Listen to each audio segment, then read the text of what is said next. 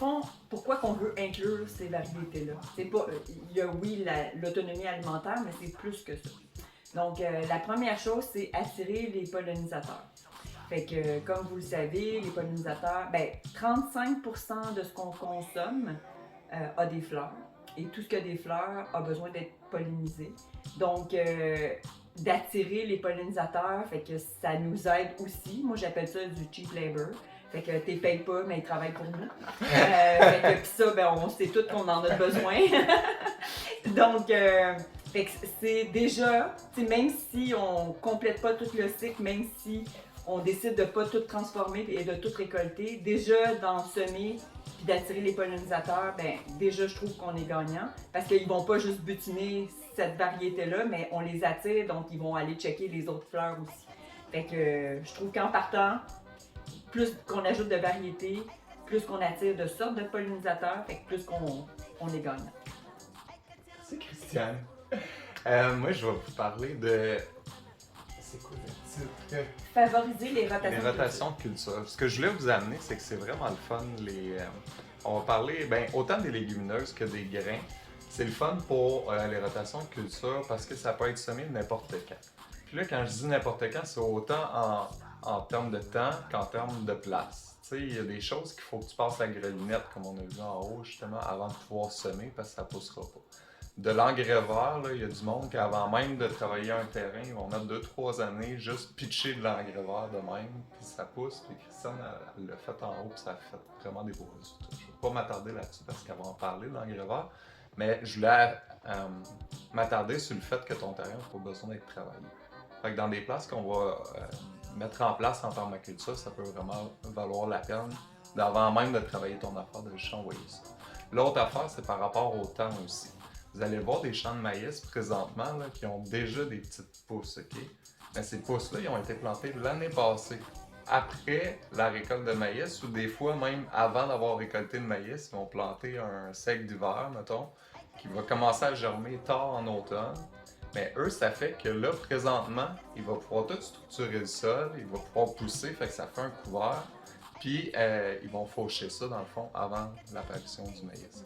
Fait que c'est possible de le faire en automne, comme l'exemple que je viens de donner, mais tu peux faire, à ce temps-ci de l'année, tu peux aller planter des graines aussi qui vont avoir le temps de pousser avant de mettre tes tomates que tu mets juste plus tard en juillet, exemple.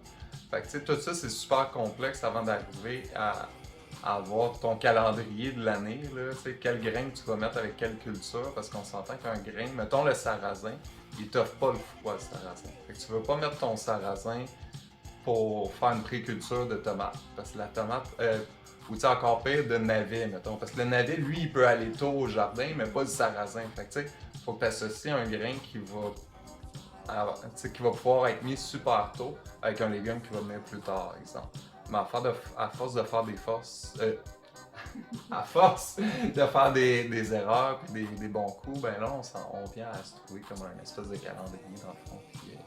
Puis qui aille. Puis ça, c'est vraiment le fun, ça, d'essayer de tout le temps garder ses buts ouvertes.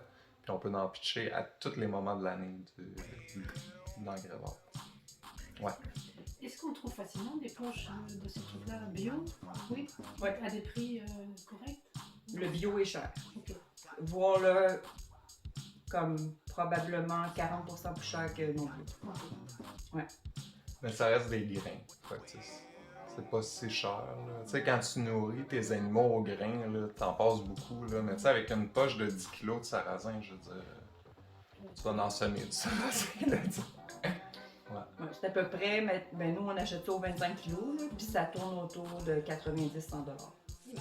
Mais 25 kg, c'est quand même beaucoup. Là. Fait que c'est sûr qu'on peut faire des groupes d'achat. C'est pas tout le monde qui a besoin de 25 kg non plus. Là. 25 kg, c'est beaucoup. Là. Puis ça donne rien. En tout cas, moi, je trouve que quand ça fait 2-3 ans qu'on les a, tes grains sont moins performants. Fait que ça donne rien d'en acheter. T'sais, oui, tu sauves à acheter en grande quantité, mais c'est mieux de partager qu'une acheter à chaque année. Donc, l'autre chose, c'est la décompactation du sol. Fait que Joe dit qu'il ne faut pas passer la granulette où on n'a pas besoin. C'est vrai. Mais comme vous savez, quand on mange, c'est pas tous les aliments qui nous donnent toute la même chose. Ben, le sol, c'est un peu la même chose. Il a besoin de plein de variétés pour être nourri. Et selon les lectures, puis je vais vous parler de mon expérience après, selon les lectures, si je veux décompacter le sol, semer à la volée, ben là on parle plus d'engrais d'hiver, engrais verts d'hiver. Donc, moi le seul qui est, à mon avis, top, c'est le seigle d'hiver. Fait que lui, il résiste, on le plante à l'automne, on peut le planter à la volée. On n'a pas besoin de faire des beaux sillons et tout ça. C'est sûr que quand on le fait, je trouve que le résultat est vraiment augmenté. Mais là, après, il faut se décider avec qualité, effort, tout le temps. Fait que si on sème à la volée, mettons qu'on réussit à 60%, versus si on fait des belles rangées qui nous prend 2 semaines de faire un champ, ben c'est mieux, mais est-ce que le mieux vaut le 40% d'effort de plus? Là, c'est à nous. Puis ça dépend aussi de la grandeur, de la superficie qu'on a à faire. Nous, on avait un sol, en fait, comme vous savez, la première chose à faire avant de faire tout, observer. Donc ici, la première année, on n'a absolument rien fait. Ah ouais? Tout le monde connaît Christiane, mais ça n'est pas vrai. Mon chum m'entendait! T'as pas fait tout ce que t'aurais fait normalement. C'est ça. On a commencé plus petit, on a fait un tout petit jardin. Partout où on voyait des problèmes, en fait, on a laissé ça comme ça. Puis là, à chaque jour, on y allait. Puis, en fait, il y a un champ où je vous ai parlé qu'on implanterait la truffière. Il n'y a rien qui poussait. Les fougères ne poussaient pas. Fait que moi, quand une fougère pousse pas, là, c'est comme « Oh boy, on a besoin d'aide ici ». Fait que, néophyte, moi, j'avais pas trop d'expérience, pas trop d'amis non plus là-dedans. Donc, je me suis dit « Ok, ben si je veux faire une expérience, je vais diviser mon terrain en 2. Je vais faire quelque chose à une place, puis je vais rien faire à l'autre place. Puis là, ben, je vais... C'est la même chose partout, fait que je veux vraiment voir si ça fait une différence de ce que j'ai fait. Fait que j'ai décidé, puis je vous le dis, là, c'est pour, c'est contre, c'est vous. C'était très, très compacté. Moi, on pense que l'ancien propriétaire a roulé là avec son tracteur, puis de la machinerie. Puis j'ai pas accès à cette information-là parce qu'il va pas me le dire qu'est-ce qu'il a fait. Mais vu qu'il y avait rien qui poussait, aucune fleur, rien là. Donc je me suis dit, ok, vu qu'il y avait de la grosse machinerie, son sol est sûrement vraiment compacté. Fait que j'ai décidé de rotoculter machinalement. Machinalement. Avec une machine. Ouais, mais à bras, là, un petit rotoculteur à bras. Puis mon sol est rocheux, fait que je peux vous dire que c'est quand même pas facile, mais je l'ai fait. Fait que ça m'a pris probablement une semaine à rotoculter. Là, c'est large comme ça, puis c'est à gaz, là, ça pue, ça fait du bruit, mais en tout cas. Fait que j'ai choisi de rotoculter. Puis sur la fait que j'ai rotoculté à grandeur, puis sur la moitié, j'ai décidé de mettre 3 engrais verts. Fait que j'ai mis du sarrasin, de la moutarde et de l'avoine. J'ai rien fait. Après, j'ai juste laissé ça pousser. J'ai jamais été arrosée, j'ai jamais été voir. Tu sais, j'ai rien fait après avoir semé, là. Ben, quand ça a commencé à... Ben, tu sais, je le regardais en passant, mais c'est incroyable. Fait que la moutarde, on l'a collectée, puis l'avoine puis le sarrasin, on l'a chop and drop. Je vais vous expliquer après. Et l'année d'après, toute cette portion-là, c'était un champ fleuri diversifié incroyable. Tu sais, Caro puis Joe, là, ils me nommaient ça. Moi, je connaissais pas les plantes, mais ils étaient là comme ça, c'est tout comestible. L'autre partie, rien. Fait que moi, les engrais verts, j'y crois. Mais c'est ça, j'ai choisi de décompacter le sol. Dans un autre champ ici, qui était tout en friche, on a aussi, comme mon oncle dit, là, on a mis le bordel dans le champ parce que c'était aussi compacté, de la glaise, de la boue, n'importe quoi. Fait qu'on a tout mélangé ça. C'est sûr que c'est pas idéal parce que ça mélange les sols, le topsol avec le sol en bas. Puis comme vous savez, c'est pas les mêmes micro-organismes dans les 2 couches. Donc idéalement, on fait pas ça. Mais quand on voit pas le bout puis que c'est une grande surface, ben ça se peut qu'on n'ait pas le choix de faire ça. Et là, ça, c'était semé en rangée au petit pois. Mon résultat était extraordinaire. Après ça, encore chop and drop, puis après, c'est du seigle d'hiver. Fait que là, on va le voir au printemps, l'effet. Donc, décompacter le sol, idéalement, on y va avec grenillette parce qu'on ne veut pas descendre plus que 20 cm parce que c'est notre top sol. Mais si on pense que c'est vraiment compacté puis qu'on a besoin... Puis mon rotoculteur ne descendait pas plus que 20 cm, le petit à main, là. Puis c'est ça. Après, les cultures de printemps ou les cultures à racines pivotantes, là, comme les tournesols, les betteraves, tout ça, dans des sols compactés, ça va pas marcher. Fait que le mieux comme engrais d'hiver pour décompacter, le mieux pour décompacter, c'est les engrais d'hiver, donc le seigle d'hiver. Donc, c'est la théorie, en fait. Mais c'est ça, on va le voir. Fixer l'azote. Ouais, puis ben j'aimerais ça faire du pouce sur une des affaires que tu as dit, parce que tu sais, on lit beaucoup des livres, puis on entend des grands permaculteurs parler, là, puis c'est important pour moi de parler de ce que Christiane a dit, tu sais.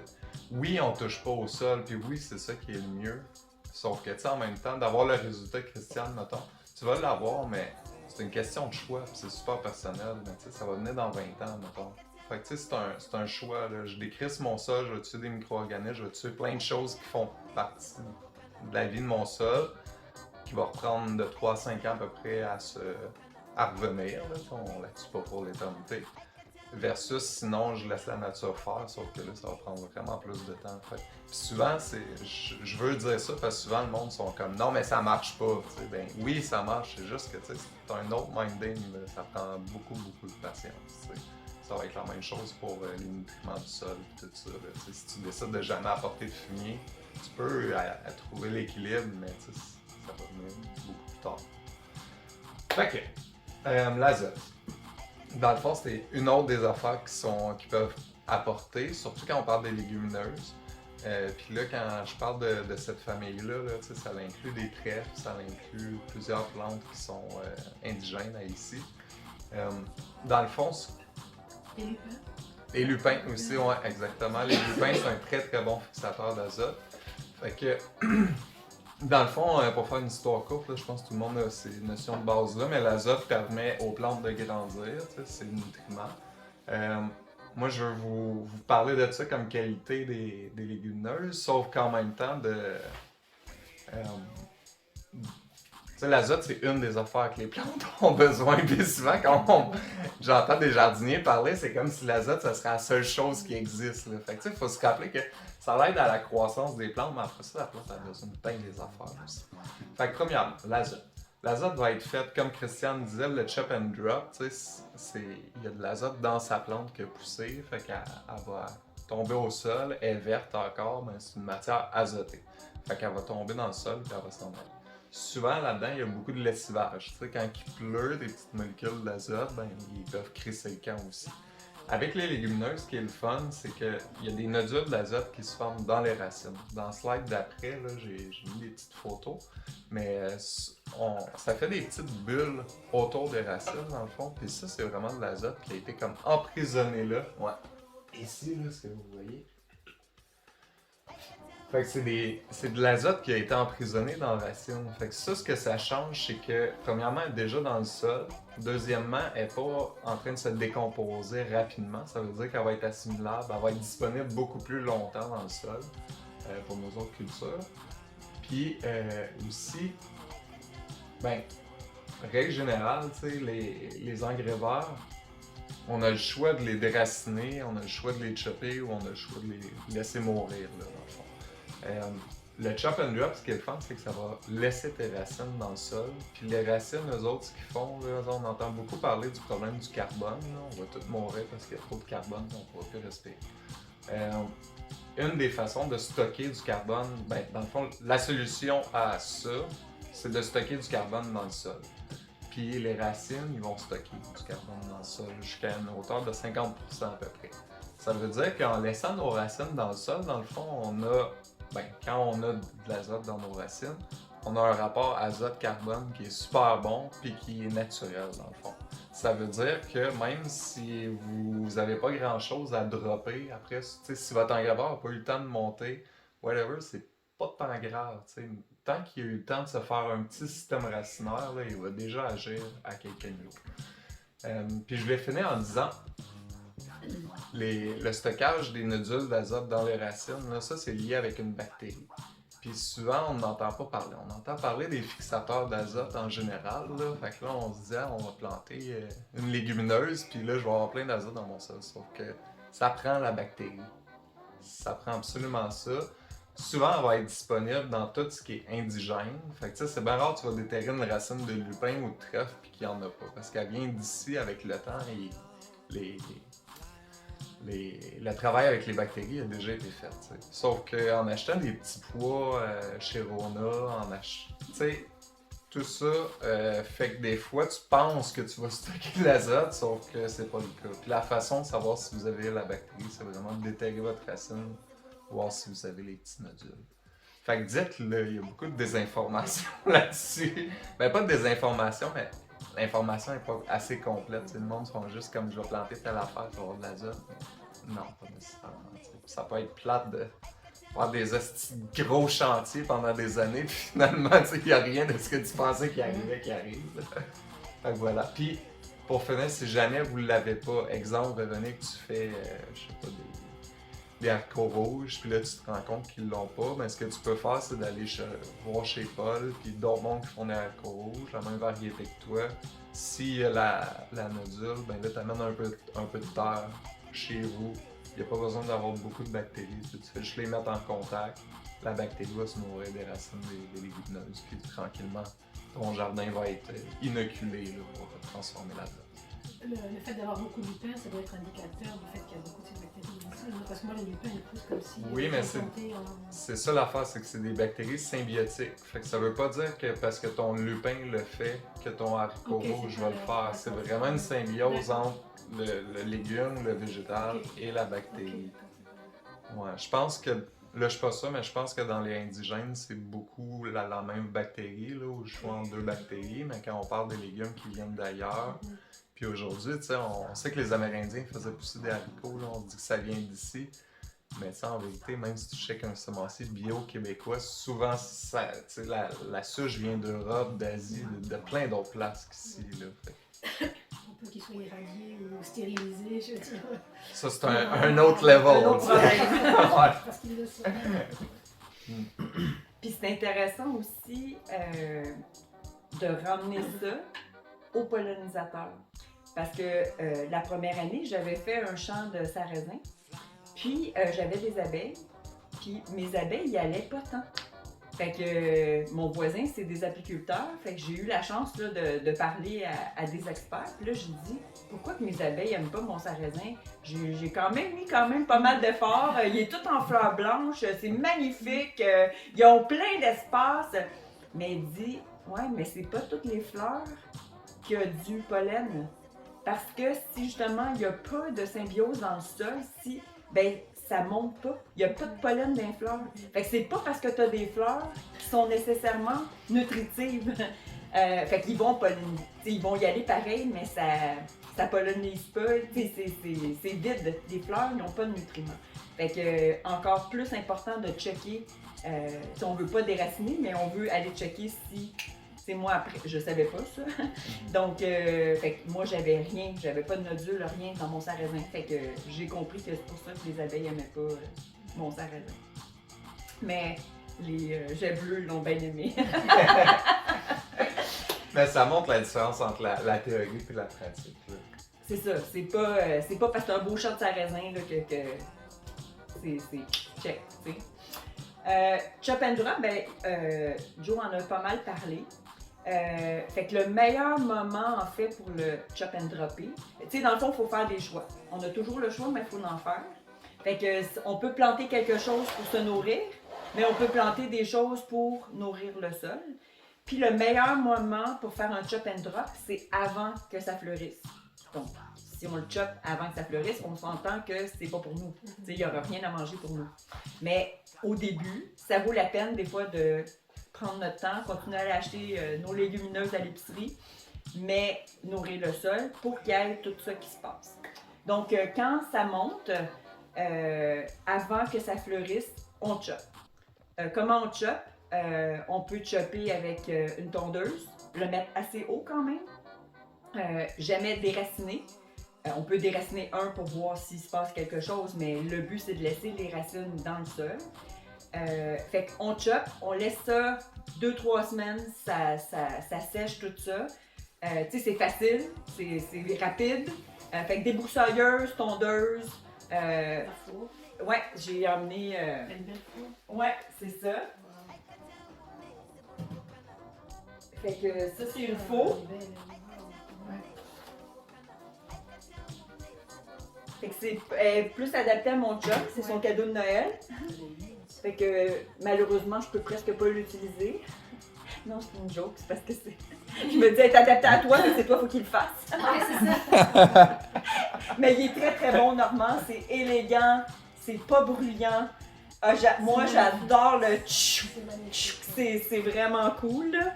Mais depuis qu'on a acheté une débroussailleuse, ben, on l'utilise Ah, maintenant. puis bon. Obligé de décoration. Mais l'idée, c'est que quand des fois tu as trop de choses à faire, tu veux juste aller plus vite, mais l'idée, c'est vraiment de retourner à la faux dans un proche. Donc, après qu'on ait fauché, chop and drop, fait que chop, drop, on attend 2-3 semaines, ça se décompose. Puis après ça, l'idéal, ce serait de revenir passer une grenillette pour l'insérer un peu dans le sol. Fait que c'est l'idéal. Puis les meilleurs chop and drop, là, c'est toutes les fabacées, donc les légumineuses. Puis une façon que j'ai lue, une façon de les reconnaître, la plupart ont des fleurs en papillon. Puis ça s'appelait avant les papillonneuses, ou en tout cas, Ouais. Papillonnacées. papillonnettes. Bon, tu sais, je savais. Vois-tu, Véronique, faut que tu sois ici. Ben oui. L'encyclopédie européenne. C'est ça. Donc, les fleurs ont une forme de papillon. Fait que moi, je trouvais ça tellement romantique. Et c'est ça. Fait que les fabacées, puis les engrais verts, c'est le mieux pour les chop and drop. Pour garder ton petit côté romantique, Fabacé, c'est le monde féerique, c'est les fées, hein, c'est les petites robes de fées, donc tu peux C'est garder ça. cette image-là. Là. C'est ça. Fait que, tu sais, c'est encore tout de la cheap labor, tout du monde qui travaille pour nous. Ça l'aide. Avec nous. Avec nous. Pour nous. Les produits. Ouais, avant, je voulais parler de. Parce que moi, de quoi qui m'a causé des problèmes un petit peu de cerveau, là, c'est comme. On dit, on laisse les racines là, on chope, mais tu sais, l'année prochaine, quand tu reviens, là, comme moi, j'ai de l'avoine, du sarrasin, une couple d'affaires que j'ai fait ça. Au printemps, quand je vais arriver là, tu sais, il reste des tiges, là. Puis si je veux rentrer dans le sol, tu sais, les racines, ils prennent encore pas mal de place. Pourquoi je vous dis ça? C'est parce que, tu sais, tantôt quand je parlais de l'agenda, là, qu'avec le temps, on vient à mettre ses bonnes affaires dans le bon temps puis aux bonnes places, associées avec les bonnes affaires aussi. Moi, un truc que j'ai trouvé, c'est que je vais mettre mon engrais de même d'un planche où est-ce que je vais mettre des gros légumes l'année prochaine. C'est-à-dire, en fait, surtout pas des légumes que je vais semer à la graine. Tu sais, c'est facile dans une planche de même qui est un peu toute des crises d'aller. On peut semer un concombre à graine, mais il va venir tellement vite, gros puis rapidement. Ou aller piquer un plant de tomates au travers de ça. Puis là, tout ça peut rester là. Puis c'est ça qu'on veut, tu sais, pour que ça décompose tranquillement, que ça garde la structure du sol, les trous dans le sol, et tout ça. Mais aller ouvrir une planche de carottes quand ça c'est là, c'est vraiment chiant, tu sais. Encore là, c'est pas impossible, mais mettons, si tu l'as fait à voler, ça va être pas impossible, mais ultra chiant. Si tu y as pensé et tu savais que quand tu as planté ton avoine, tu savais que l'an prochain tu voulais mettre des carottes, des navets, des betteraves, des choses que tu veux faire des belles lignes puis planter des petits graines, ben là, tu sais, si tu as planté à la ligne ton avoine ou whatever, ben là, entre chacune des lignes, tu peux venir te faire une ligne de carottes, tu sais, mais c'est un pensée-y bien en tabarnouche, parce que si tu fais juste faire ce principe-là, faire comment je vais écouter ce que Joe et Christiane nous ont dit, je fais ça à grandeur dans mon jardin. L'an prochain, tu vas sacrer à bien des étapes. C'est là où est-ce que moi, ça m'est arrivé. Je voulais laisser des racines, mais finalement, je finis par tout déraciner, parce que là, c'était comme pas adapté à ce que je voulais faire. Très bon point. Ouais. L'expérience parle. Sinon, l'autre truc qu'on voulait vous parler vite, là, on est encore dans les avantages, à part manger, de faire pousser ça. Mais les sous-produits, en fait, que ça peut faire, là, moi j'ai commandé du sorgho cette année. Il s'appelle le sorgho à balai parce que la façon que les branches se font, dans le fond, ça fait des petits balais. Fait que ça, tu peux juste les nouer ensemble puis faire des petites affaires. Ça peut faire des haies brise-vent, soit quand ça pousse ou sinon faire des espèces de ballots après ça. Sinon, je vous ai mis un petit panier que j'ai fait. Ça, dans le fond, là, c'était ma paille d'avoine que j'avais récoltée pour manger. Je l'ai fait tremper, fait que ça redevient assez flexible. Puis là, je l'ai tressé encore, puis après ça, je l'ai utilisé pour faire mon panier. Dans le fond. Fait que c'est un petit exemple, là. Ça pourrait être des petits paniers tressés aussi. Avant, ils couchaient pas mal tout le temps sur des matelas en maïs, des tiges de maïs d'attacher, puis attachés ensemble après ça, puis coucher là-dessus. Ça fait penser à quelque chose, je l'ai ajouté aussi sur le chop and drop, là, tu sais, c'est pas tout le temps réaliste, là, mais quelqu'un qui a beaucoup d'espace, de se faire des espaces de consoude ou d'ortie, là, on sort des légumineuses puis des grains, là, mais ça peut être vraiment le fun, tu sais, dans le sens, c'est un espace que tu laisses aller, tu vas juste chopper, ramener ça dans ton jardin, et, ça peut être win-win. Moi, j'ai mis en pénitence mon club d'ortie pour pas que les enfants jouent au ballon et tombent là-dedans. Comme mon pénitence à l'autre bout du... Ouais, à l'autre bout du c'est sage ici, ouais. Quand il n'y a pas d'enfants, c'est C'est ça. ça, à un moment donné, il y a un ballon qui est retourné. Puis j'ai comme, oh non! Ouais. Puis, by the way, si vous voulez faire ça, il y a une sorte d'ortie qui ne pique pas, là. Ça peut être une bonne idée de prendre elle parce qu'après ça, ça ne tente pas de faire un petit chop and drop avec ça. Je ne l'ai pas essayé, mais j'ai. Puis peut-être Véronique, tu saurais la réponse, mais apparemment, si on fait une cure d'ortie de 10 jours, puis je sais pas c'est quoi la cure, ça se pique plus après. Mais je ne l'ai pas essayé. Je ne sais pas, moi j'en consomme beaucoup d'ortie et je cueille à la main. Donc est-ce que ça m'a immunisé parce que j'en consomme beaucoup? Puis ça pique pas. Ben, ça va piquer un peu, mais je veux dire, c'est pas urticant. Là, Ouais, je c'est ne vais pas ça. me gratter pendant 15 jours. Je vais peut-être sentir une petite. Tu sais, comme si ma peau était plus dure. Mais je le cueille à la main l'ortie. C'est On ça. s'habitue, moi, en fin d'été, quand je travaillais dans le bois, ça fait tout le temps que... Sûr que tu te roules pas dedans. Ouais. Tu sais, tu vas le cueillir tranquillement. Puis moi, j'ai trouvé, si jamais ça pique, moi j'ai mis ma monarde à côté, puis des feuilles de monarde. Tu fais juste te frotter avec ça, ça l'arrête instantané. Et planter. Fait que, ouais. Fait que, par hasard, là, Ouais. tu sais, j'allais cueillir ça, je me suis frottée, puis j'ai aïe. Fait que là, j'ai télé, puis oui, c'est vrai. En plus, Puis la- tu sentais bon après. Ouais, c'est ça, mais ça m'énerve de prendre ça parce que j'aime mieux les mettre en 10 heures, là, mais c'est tellement bon, c'est ma plante favorite. Puis la consoude, je sais pas si vous le savez, mais il y a plusieurs sortes. Fait que la consoude officinale, là on déborde un peu, là, mais tant qu'à en parler. On est dedans. C'est ça. Tant qu'à être en retard, la consoude officinale, ne jamais mettre ça dans votre jardin parce que c'est envahissant, puis après, c'est impossible de s'en défaire. En tout cas, il y a même des littératures qui disent la seule façon de s'en défaire, c'est de déménager. Fait que ne mettez pas ça dans votre jardin. Mais il y a la consoude de Russie, qui, elle, est pas envahissante. Elle a les mêmes propriétés d'azote et tout. Donc, c'est celle-là, moi, que j'ai dans mon jardin.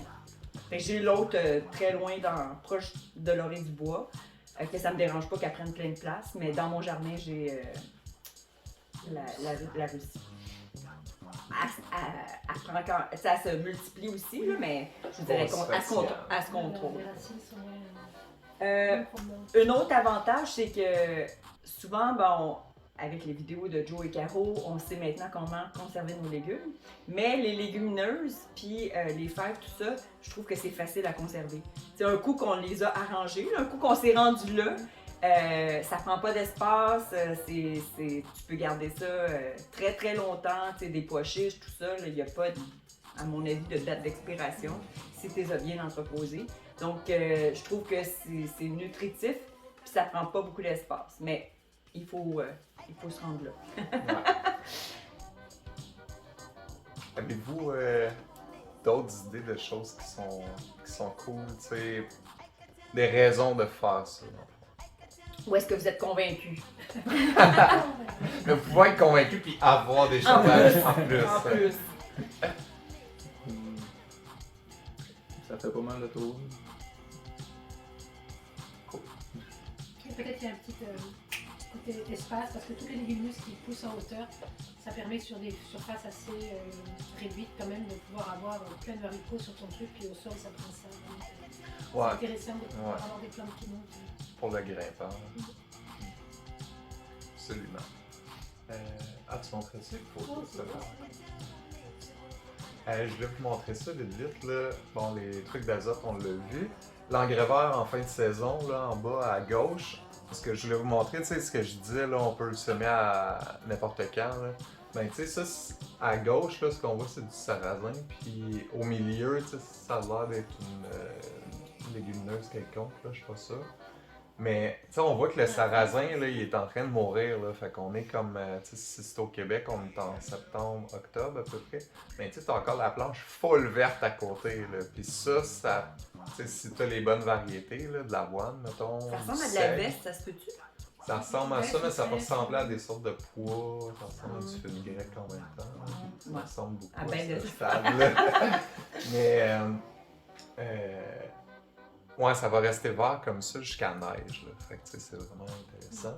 Après ça, ben, le cheap labor à Christian. Puis, ouais, le petit...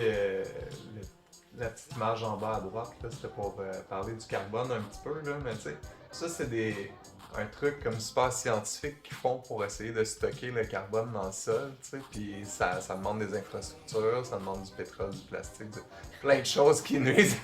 Puis ce que je voulais amener dans le fond, c'est que les racines font ce job-là. Fait que, mais que vous entendiez parler des plus grands projets scientifiques qui vont sauver la planète, pour amener juste on peut aussi planter des arbres. Parce que le truc de carbone. Prison pour terrorisme mental. Là, tu sais, ce que je vous parlais par rapport à l'azote dans le sol avec les nodules, ça c'est vraiment les légumineuses. Mais le carbone dans le sol, c'est tout ce qui vit. Ouais. Puis c'est sûr que là, on parle de légumineuses, mais il y a plein d'autres choses qui amènent. Tu sais, il y a des arbres, arbustes qui s'apportent d'azote aussi. Là. Fait que c'est juste qu'on rentre pas là-dedans. Je veux pas que vous dites ah ben non. Ah, ça me dit un autre atelier pour l'automne, Véronique.